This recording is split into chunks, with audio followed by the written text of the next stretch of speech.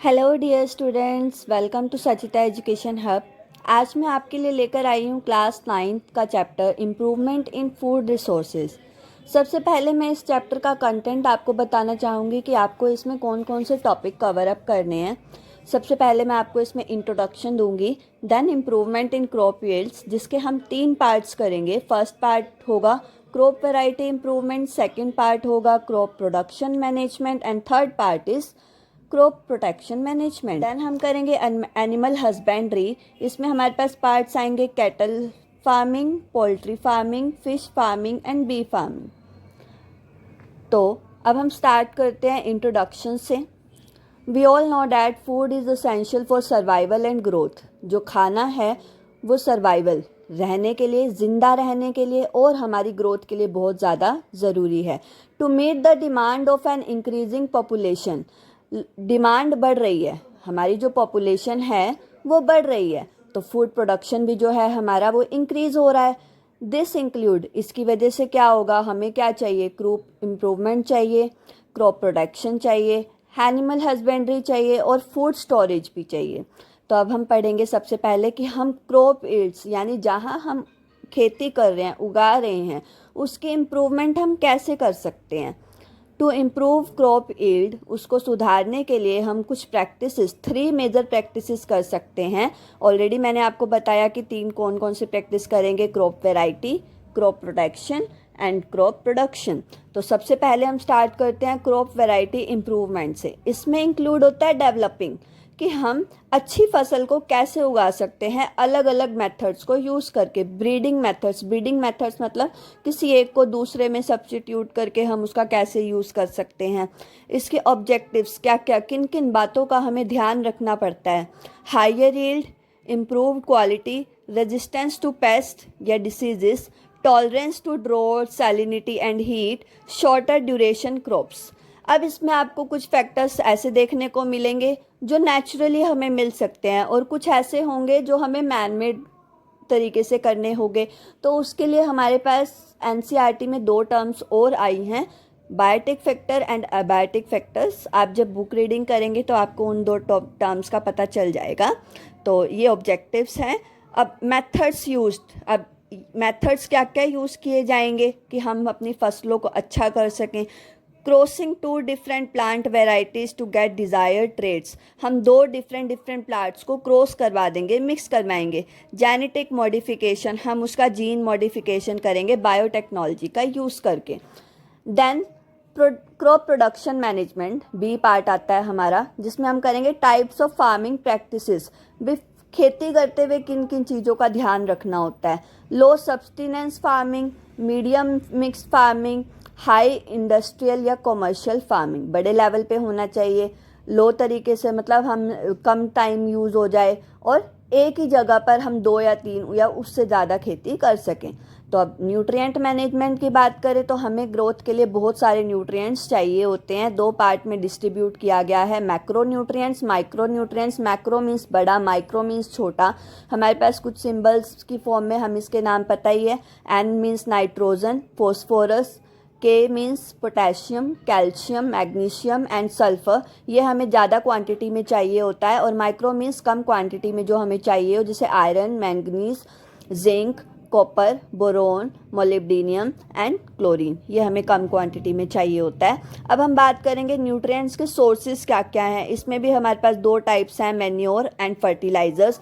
Manures यानी जो plant और एनिमल के वेस्ट से ऑर्गेनिक मैटर तरीके से यूज़ किया जा सके। Improve soil texture and water retention, जो मिट्टी को सही करे, उसके टेक्सचर को सही करे और पानी को रोके, क्योंकि पानी को रोकना भी फसल के अंदर ज़रूरी होता है। रिटेंशन मीन्स रोकना।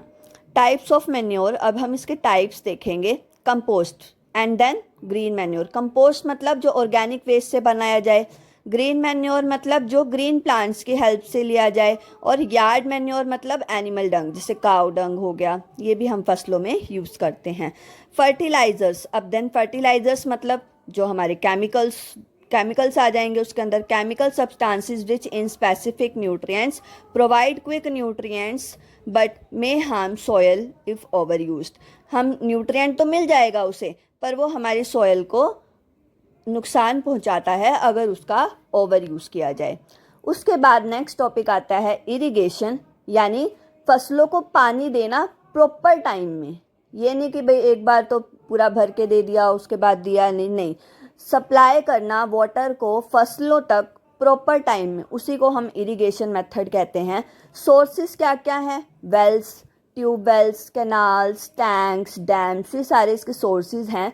मॉडर्न मेथड्स की बात करें तो स्प्रिंकलर सिस्टम और ड्रिप इरिगेशन, ये हमने already 6th 7th 8th classes में कवर अप किया हुआ है। स्प्रिंकल सिस्टम मतलब होता है छिड़काव करना, थोड़ी थोड़ी डिस्टेंस पर छिड़काव कर सकते हैं। ड्रिप इरिगेशन भी इसी तरीके से होता है।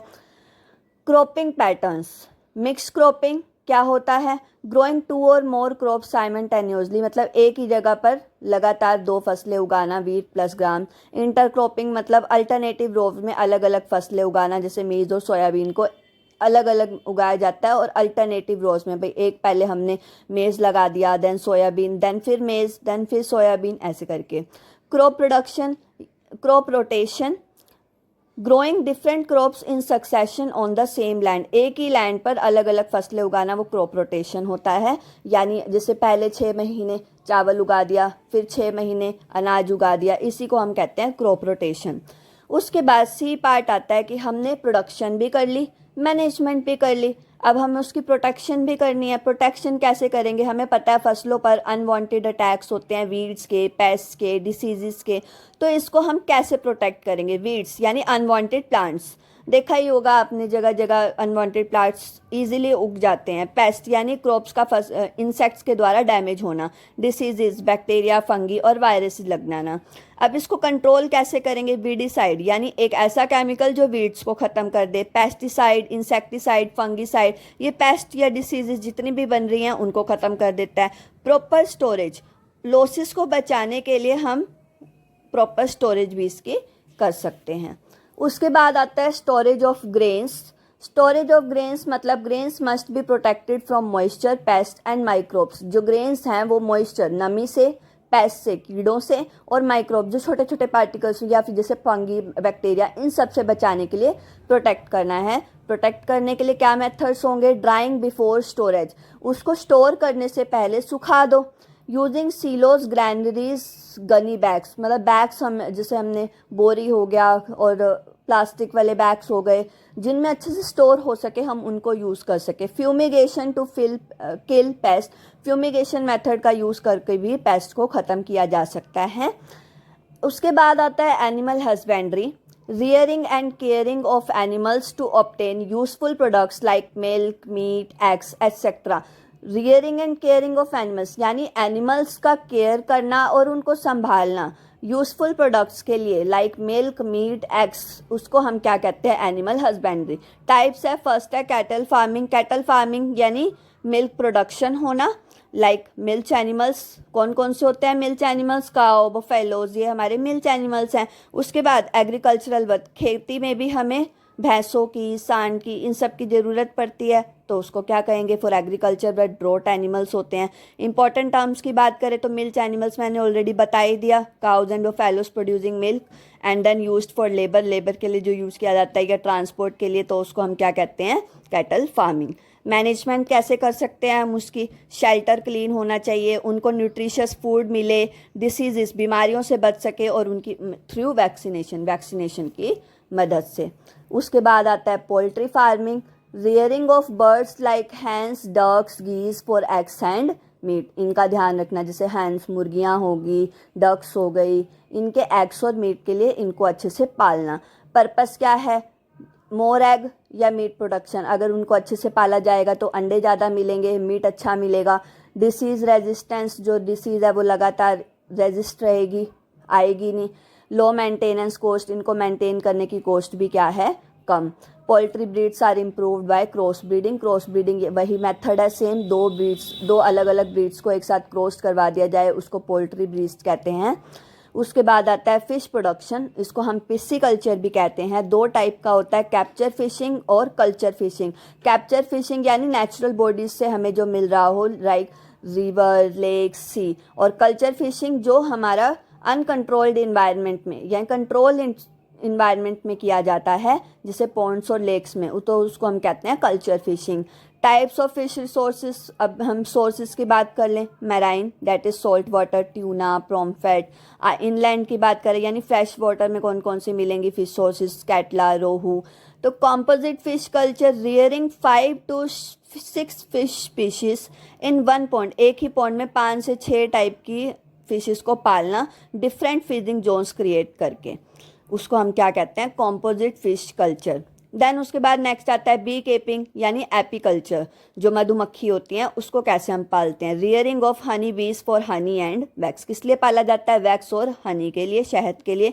अब इसकी स्पीशीज के नेम देखें तो एक होता है एपिस इंडिका, क्या है, एपिस इंडिका इसका साइंटिफिक नेम है।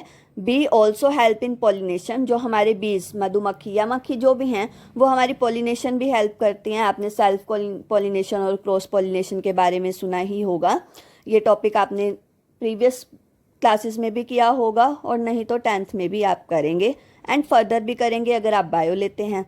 रिक्वायरमेंट्स की बात करूं तो suitable location, flowers only, bee boxes, proper care and handling, ये इसकी रिक्वायरमेंट्स होती हैं, जो जो इसकी ज़रूरत हो। यहाँ पर आपका ये छोटा सा चैप्टर कंप्लीट होता है। 5 मार्क्स का ये चैप्टर रहता है 9th क्लास में, आप इसको अच्छे से कर लीजिएगा। गेनिंग चैप्टर है, मार्क्स बहुत अच्छे आते हैं, कोई भी टॉपिक ऐसा नहीं है जो आप नहीं कर सकें। Thank you, have a nice day.